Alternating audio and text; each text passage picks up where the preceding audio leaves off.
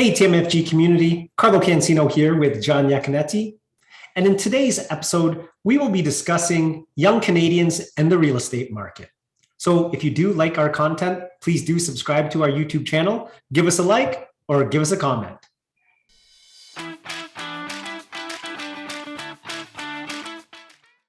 In today's Ask TMFG episode, John will be discussing how young Canadians are trying to get into the real estate market. So if you've been living under a rock for the last, 3, 4, 5 years, you will have noticed that the real estate market has gone sky high, and it's really putting pressure or making it very difficult for young Canadians to get into the real estate market. So today, John is going to walk through some of the things that younger Canadians should be thinking about if they want to get into home ownership. John? Perfect. Thank you, Carlo. So like you mentioned, today's focus is going to be on the younger side of our client base, and even some of you that may have children that are looking into home ownership. We came across this article that was pretty astounding, and it was very blunt. Will Canadians ever own homes? Or will millennial Canadians ever own homes? And this study was done by KPMG, and it revealed that 72% of millennials want to own a home, but almost 50% say that it's nearly impossible. And today's video, we're going to kind of walk through why that is and why home ownership is so difficult right now for millennials, and what steps you can do to kind of combat that and make sure you're able to achieve your goal at the end of the year. So what is some of the reasons why? So as we already know, prices have been rising for home ownership, as well debt has been rising as well. So that combination of rising house prices, higher level of personal debt, also factor in that annual incomes aren't growing as fast as the housing prices or the levels of debt.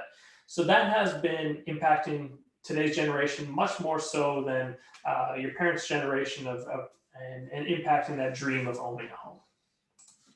On top of that, saving for a down payment is taking even longer now than it ever has been before.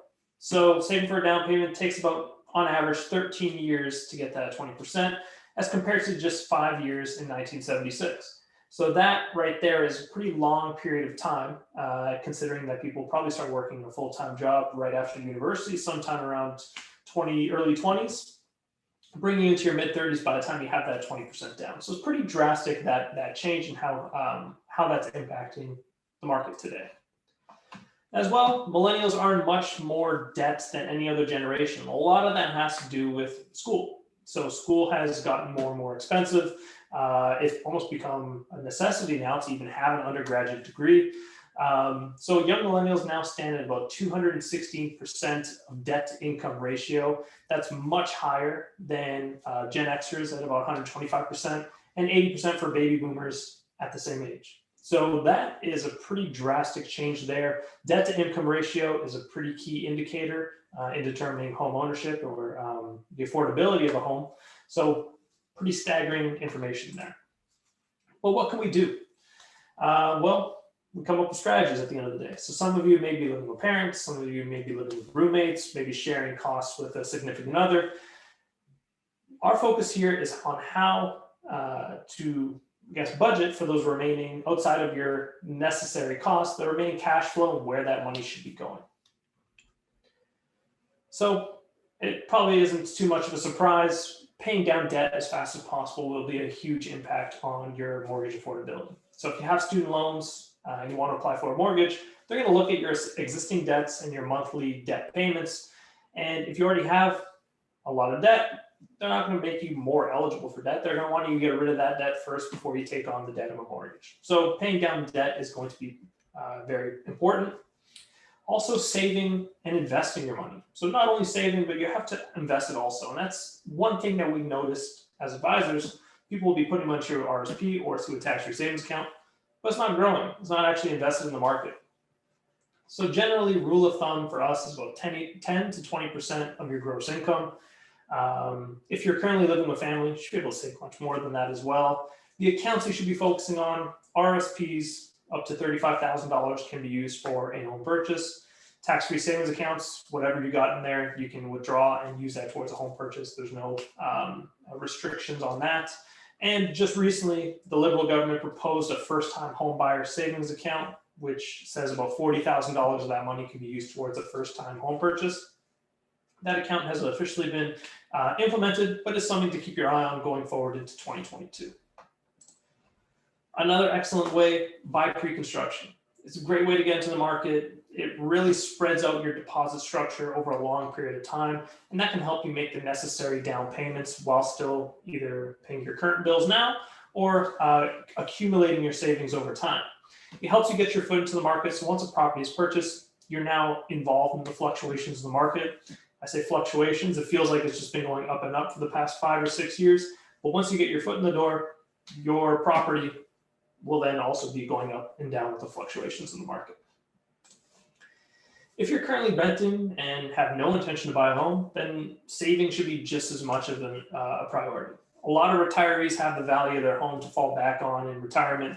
If you're not a homeowner, you don't have that luxury, and therefore the onus should be on you to save as much as you can. If you're currently renting and are looking for certain, to free up some cash flow to be able to achieve some of these goals, potentially bringing on a roommate, anything like that to kind of split up the expenses, because cash flow works both ways. Your income versus your expenses. If we can change either one of those, free up some cash flow to have to go towards saving, be even better. Most important, home ownership is possible. And that's why it's just more and more important to ensure you have a plan to get there. So that's why speaking with an advisor like one of us, or speaking with someone just to make sure you know what you're targeting, what you want to achieve, and then work towards that goal. No one says it's going to be easy. Obviously, like I said before, the cards are stacked against us, but there's only more and more that we can do to be able to help achieve those goals.